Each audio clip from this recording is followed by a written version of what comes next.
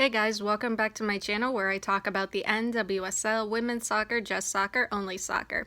So last week on Thursday, March 3rd, the US Women's National Team Twitter account posted that the women's national team will be taking on Uzbekistan's women's national team this April for two friendlies during the international break. Fans, well, they reacted with shock, confusion, some of them with disappointment. Even I was a little surprised at this matchup because it kind of comes across as unfair and unbalanced to me. Anyway, before I get into it, the thing to remember here is that these games are just friendlies and are meant to help the US team develop their younger players and get them more international experience. This match is also meant to help Uzbekistan develop their team and get more experience. This is also the first time the US Women's National Team and Uzbekistan are meeting, which is kind of cool. A thing to consider is, due to travel restrictions, it may be hard to find teams willing to travel to the US, and it may be hard for the US team to travel out of the country. Also, due to the Euros and World Cup qualifiers, the European teams who fans are like, hey, why don't we play against them? Yeah, about that.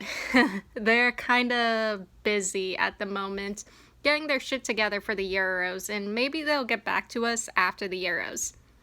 Going back to what I said earlier, this matchup between the US Women's National Team and Uzbekistan seems unfair and unbalanced, especially in terms of skill level and experience. If we look at the players on this Uzbekistan team, it's a young team, which is always good. But they don't have much international experience when compared to players on the US Women's National Team. On the upside, almost all the players on Uzbekistan's women's team play for a women's league in Uzbekistan. On the downside, we don't know much about the women's league in Uzbekistan. We don't know if those club teams are as developed as, say, Lyon, Arsenal, or Bayern. When it came to the She Believes Cup, and the US took on New Zealand, Iceland, and the Czech Republic, there were players on those national teams playing in countries with more developed club teams. Most notably, Czech goalkeeper Barbora Vodakova being the starting goalkeeper for French club PSG, Andrea Staskova, another Czech player playing for Juventus, Gunhildur Jonsdottir of Iceland playing for Orlando Pride, and Glódis Vigelsdóttir of Iceland playing for Bayern. And lastly, Michaela Moore of New Zealand playing for Liverpool. So it's great that Uzbekistan's women's team have their own league in their country because it shows that women's soccer is starting to grow and develop more in other countries. But as I said earlier, we don't know if this league or those teams are on the same level as, say, the NWSL, FAWSL, the Frauen Bundesliga, or the D1 Women's League just yet. If you were to play a women's club team from Uzbekistan against a team like OL Reign, Lyon, Wolfsburg, Arsenal, or Barcelona, you could probably see a difference in skill level between the Uzbekistan players and players like Alexia Putellas, Vivian Miedema, Ada Hegerberg, Svenja Huth, and Megan Rapinoe, who play on these more developed club teams. And now that I think about it, the players I listed would be pretty terrifying to go up against if they were put on the same team together. If, for example, it was England's women's national team taking on Uzbekistan, I would say it would be unfair and unbalanced too. I would even say may the gods have mercy on whatever developing team has to take on Serena Weichmann's England team. Weichmann would just be ruthless and not even try to hide it. I could see her just putting the England team in a 3-5-2 with the midfield comprised of attacking midfielders and forwards and saying, have fun and no mercy. That's probably what she would tell the players who are about to sub in.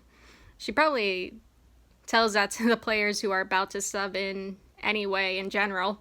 Like, hey, Alessia, Jordan, Jill, Nikita, I know we're up by a lot in the 61st minute, but remember, no mercy. All jokes aside, I guess a bright side to this matchup between the US and Uzbekistan is Uzbekistan will get the experience of playing against a harder and more aggressive attacking team, which is good for them because they need that experience going up against a harder team that's going to press and attack them. They will learn what they need to work on and improve. As for the US team, I can almost predict what might happen in these matches because I've seen it play out last year in England's qualifying matches, Germany's qualifying matches, and recently with the She Believes Cup. The stronger team, in this case the US team, is just going to maintain possession and keep attacking until they score. Uzbekistan will be playing on the defensive. Because they're being forced to play defensively, the US is just going to physically wear them down and exhaust them until the Uzbekistan team starts making obvious mistakes and leaves the goal and their keeper wide open. Uzbekistan physically and endurance-wise may not have the same stamina levels as the US team, and as the game goes on, it will be harder for them to maintain that defensive play and not make mistakes. Cracks in their defense will be more apparent as the US wears them down. Using their physicality, stamina, and endurance to wear out opposing teams is something the US is known to do. Thinking back to the Germany-Spain Arnold Clark Cup match, Germany for the whole match was playing defensively. That's not an easy thing to keep up. The team on the defensive has to stay alert and remain focused and has to keep up marking and staying on the attacking team and players. That can mentally and physically wear down the defending team. The Germans were able to maintain a strong defense against Spain because the German players knew what they were getting into, so they were mentally prepared, and they had the stamina and endurance to keep it up for the entirety of that match. Did they make mistakes? Yes, but they were still able to hold off Spain long enough for the German team to come back and draw. When it comes to the US team, veteran players like Megan Rapinoe, Alex Morgan, Kristen Press, and Tobin Heath could be returning, and that would make things even more difficult for the Uzbekistan team. And then you have Kat Macario, who proved in the match against Iceland and at Leon that she can get goals from distance. Then there's Midge Purce, Mal Pugh, Ashley Sanchez, Sophia Smith, Lindsay Horan, Rose Lavelle, and my personal favorite, Ashley Hatch. And then you also have Sofia Huerta, who is just darting all over the field, looking to get involved in the attack and will be trying to get in crosses and assists. I don't know if all these players will be selected for those matches in April, but the point I'm trying to make is the US does have a lot of strong goal-scoring potential in the attack and midfield that either way will pose as a big problem for Uzbekistan. Anyway, this is going to be a challenging match for Uzbekistan, but no doubt will be good practice for them. As for the US, I do agree with most fans and think the US is needing to play more challenging teams like Sweden, England, Spain, Germany, Canada, France, the Netherlands, etc. The Women's World Cup is next year, and the US team needs to prepare for teams that are going to be on the attack. The countries that I listed here are getting better and better, and they aren't just going to allow the US to keep possession and control the pace of the match. They're going to attack and fight more. If the US isn't prepared for that, then we'll probably get a repeat of what happened in the 2020 Olympics, particularly in the group stage where Sweden came out fighting, took control, and beat the US 3-0. At the end of the day, I am still looking forward to the match between the US women's national team and Uzbekistan. Hopefully the US team will be a mix of veteran players and younger players. I'm interested to see how that is going to work out. That all being said, that is all I have for you guys today or tonight, and I'll see you all in the next one. Later.